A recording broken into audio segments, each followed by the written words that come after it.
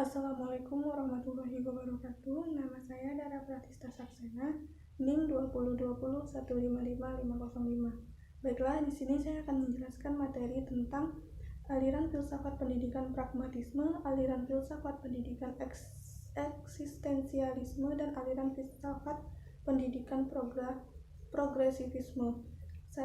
Aliran filsafat pendidikan pragmatisme.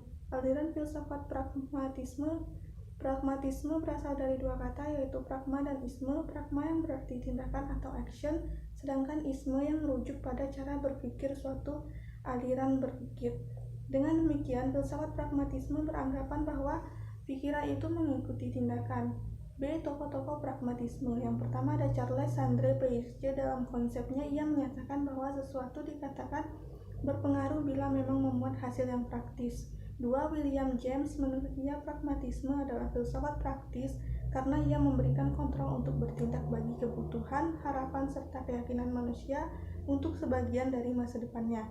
3. John Dewey. Menurut ia, filsafat bertujuan untuk memperbaiki kehidupan manusia serta lingkungannya, atau mengatur kehidupan manusia serta aktivitasnya untuk memenuhi kebutuhan manusiawi. Yang C. Filsafat pragmatisme dalam pendidikan. Dalam pelaksanaannya, pendidikan pragmatisme mengarahkan agar subjek didik saat belajar di sekolah tidak berbeda ketika ia berada di luar sekolah. Oleh karenanya, kehidupan di sekolah selalu didasari sebagian dari pengalaman hidup, bukan bagian dari persiapan untuk menjalani hidup. Di sini pengalaman belajar di sekolah tidak berbeda dengan pengalaman saat ia belajar di luar sekolah. Pelajar menghadapi problem yang menyebabkan lahirnya tindakan penuh dari pemikiran yang relatif.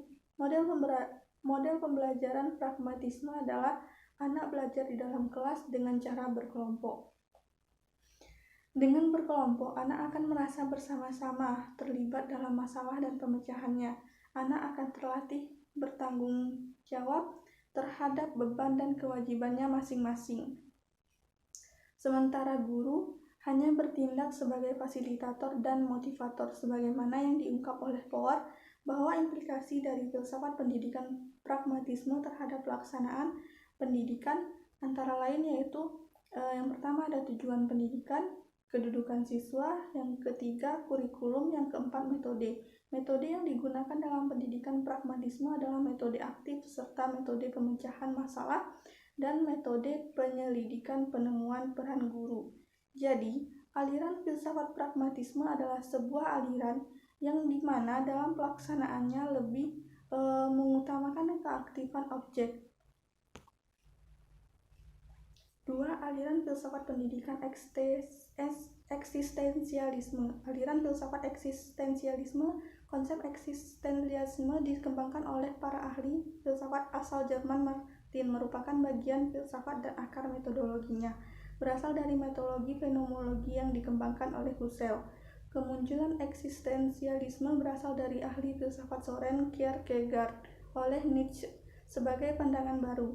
Filsafat eksistensialisme merupakan filsafat yang secara khusus mendeskripsikan eksistensial dan pengalaman manusia dengan metodologi fenomenologi atau cara manusia berada. Eksistensialisme adalah suatu reaksi terhadap materialisme dan idealisme. Eksistensialisme berkeyakinan ke suatu manusia selalu berpangkal ekstensi, sehingga aliran eksistensialisme penuh dengan lukisan-lukisan yang konkret. B. Filsafat eksistensialisme dalam pendidikan. 1. Pengetahuan.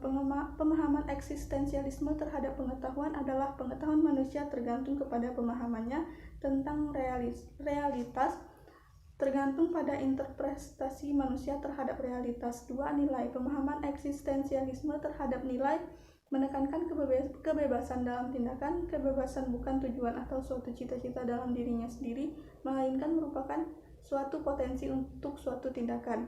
3. Pendidikan. Dalam hubungannya dengan pendidikan, bahwa eksistensialisme berhubungan erat sekali dengan pendidikan, karena keduanya bersinggungan satu dengan yang lainnya pada masalah-masalah yang sama, yaitu manusia, hidup, hubungan antara manusia, hakikat kepribadian, dan kebebasan. Pusat pembicaraan eksistensialisme adalah keberadaan manusia, sedangkan pendidikan hanya dilakukan oleh manusia. Tujuan pendidikan, kurikulum, proses belajar mengajar, peranan guru. 3. Aliran filsafat pendidikan progresivisme.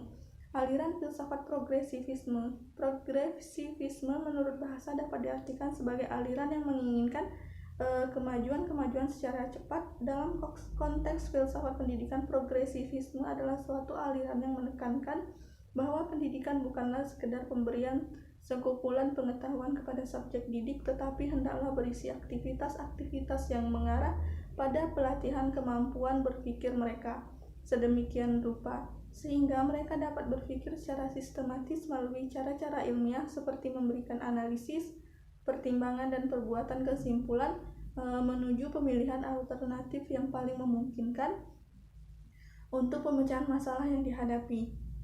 Progresivisme merupakan salah satu aliran filsafat pendidikan yang berkembang dengan pesat pada permulaan abad ke-20 dan sangat berpengaruh dalam pembaharuan pendidikan yang didorong oleh aliran naturalisme dan eksperimentalisme, instrumentalisme, environmentalisme, dan pragmatisme.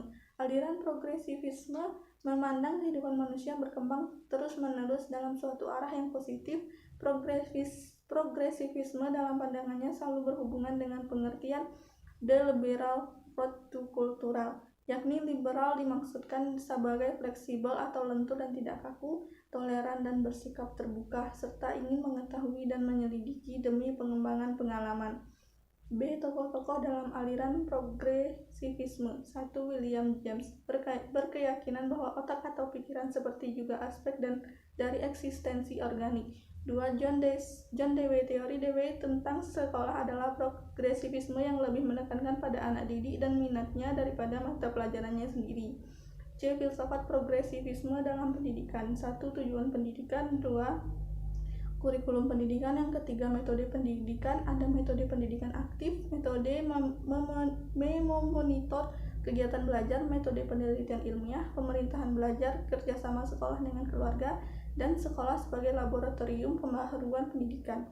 4. Pendidikan. Yang kelima, pelajar, dan yang keenam, pengajar.